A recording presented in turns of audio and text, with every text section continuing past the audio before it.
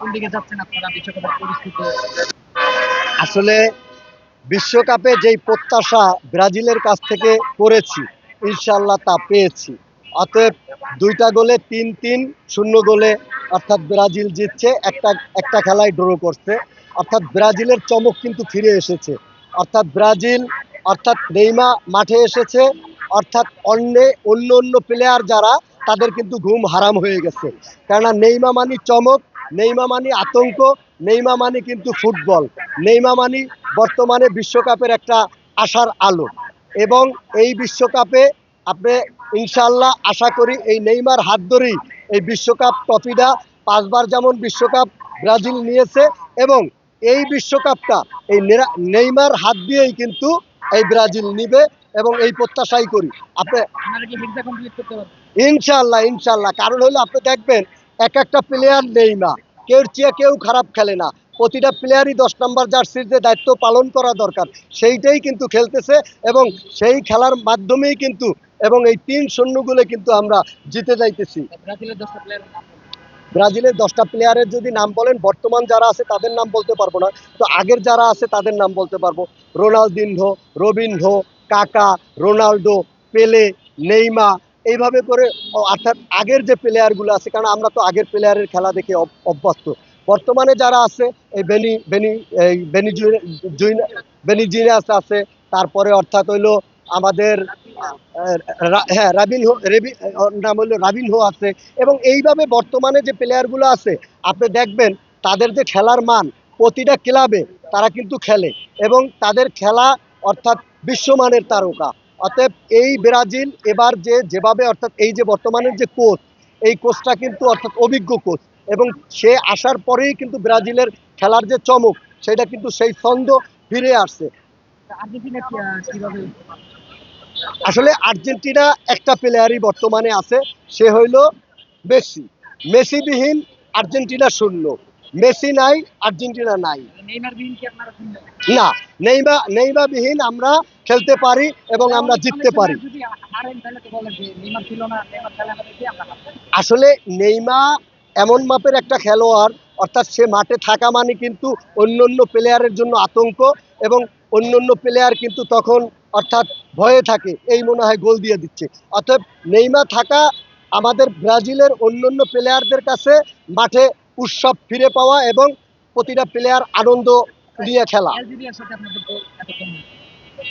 আসলে খেলা কখন কার সাথে কিভাবে হয় এটা বলা মুশকিল। দেখেন কালকে যেভাবে অর্থাৎ আমাদের অর্থাৎ একটা গোল, সঠিক একটা গোল, সেই গোলটা কিন্তু আমাদেরকে দেওয়া হইল না, এবং সেটা কোনো ফাউলও হয় নাই, সেটা কিন্তু রেফারি ফাউল ধরলো।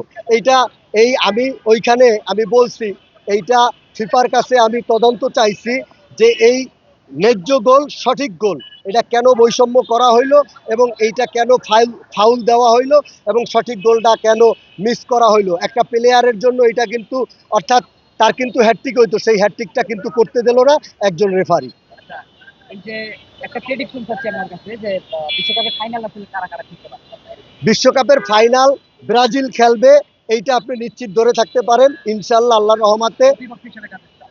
প্রতিপক্ষ আমি চাই আর্জেন্টিনা আসুক, কারণ হলো আর্জেন্টিনাকে হারাইয়া আমরা বিশ্বকাপটা এবার নিতে আচ্ছা, চাই। আর্জেন্টিনা ব্রাজিল যদি বিশ্বকাপের ফাইনাল খেলে তাহলে হচ্ছে দেশের পরিস্থিতি কি হবে?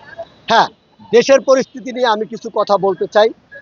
কিছু দর্শক আছে অতি উৎসাহ, তারা অর্থাৎ কঠিন ভাষায় কথা বলে, কঠোর হয়, এবং মারামারি করে, বিভিন্ন হিংস্র জানোয়ারের মতন আচরণ করে। এইটা আমাদের জন্য কাম্য না। আমরা চাবো, আসলে আমরা খেলা দেখি, খেলবো, এবং খেলা দেখবো, খেলবো, কিন্তু আমরা কাউকে এমন প্রতিপক্ষ ভাববো না যাদের যাদের কাছে হিংস্র জানোয়ারের মতন আচরণ। আমরা এইটা চাবো না। আমরা চাবো ভালো খেলুক, যে ভালো খেলবে সেই কিন্তু চ্যাম্পিয়ন হবে, যে খারাপ খেলবে সে কিন্তু মাঠের বাইরে চলে যাবে। অতএব আমরা দর্শক যারা, তারা খেলা দেখে আমরা আহ, উপভোগ করব, কিন্তু সেইখানে যদি আমরা মারামারি করি, অর্থাৎ এইখানে কোনো লাশ অর্থাৎ হয়, গুম হয়, খুন হয়, বিভিন্নভাবে আমি দেখছি অর্থাৎ বাড়িঘর কোপাকুপি করতেছে, এইটা আসলে সভ্য জাতি না। কালকে কার খেলাটা সবচেয়ে বেশি পছন্দ হয়েছে এবং কালকের খেলা থেকে আপনাদের কি মনে হয়েছে যে আমার কালকে আমি একক কাউর কথা আমি বলতে চাই না। ব্রাজিলের 11টা প্লেয়ারই ছন্দ নিয়ে খেলছে এবং এই ছন্দ নিয়ে খেলার কারণেই কিন্তু 3টা গোল হয়েছে এবং প্রতিটা প্লেয়ার অর্থাৎ নিজের যে খেলা আছে সেই খেলাটা কিন্তু কালকে উপহার দিয়েছে এবং দর্শকের জন্য এবং ব্রাজিলের জন্য। একটা প্রশ্ন করি, একটু ফানিভাবে উত্তর দিন, হ্যাঁ? জি। যেমন হচ্ছে 5টা কাপ দেখে হচ্ছে আপনি কি ব্রাজিল সাপোর্ট করতেছেন? আপনি তো অন্য দল করতে পারতেন। তাহলে কি আমি লোভী? নো নো আমি অর্থাৎ যেদিন থেকে আসলে খেলা বুঝি, ব্রাজিলকে আমার ভালো লাগছে এবং ব্রাজিলের খেলা দেখি। আর ব্রাজিলের খেলা একটা ছন্দ আসে।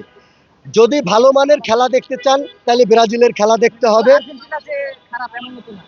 আর্জেন্টিনা খারাপ ভালো সেটা আমি বলতে চাই না। আপনি অর্জন নিয়ে কথা বলেন। পেলের মতন একটা প্লেয়ার সৃষ্টি করতে হইলে ওই যে ঈশ্বরে গোল দেশে হাত দিয়া, ওইটা কিন্তু পেলে না। মেসির ফেভারিট হার্ট গেল। হ্যাঁ, বর্তমানে মেসি ভালো খেলে। এই আর্জেন্টিনার জন্য একটা প্লেয়ার বর্তমানে মেসি, এটা আপনি বলতে পারেন। আর ব্রাজিলের জন্য প্রতিটা প্লেয়ারই 10 নম্বর জার্সির মাপের খেলোয়াড়। অতএব তারা ব্রাজিল কিন্তু প্লেয়ার তৈরি করে। পর্তুগাল নাকি ফ্রান্স? পর্তুগাল। কারণ হলো রোনাল্ডো যেখানে আছে, অর্থাৎ রোনাল্ডোর খেলার মান, অর্থাৎ দীর্ঘদিন আমরা ক্লাবে রোনাল্ডোর খেলা দেখে আসছি। তার যে একটা ছন্দ আছে, অর্থাৎ ভালো মাপের প্লেয়ার, সেখানে ধরেন নেইমা, এই রোনাল্ডো, মেসি, আগের আগের যারা ছিল সেই মাপের একজন বর্তমানের প্লেয়ার। আসলে তার কাছ থেকে আমরা এই খেলা দেখি এবং ছন্দ উপভোগ করি।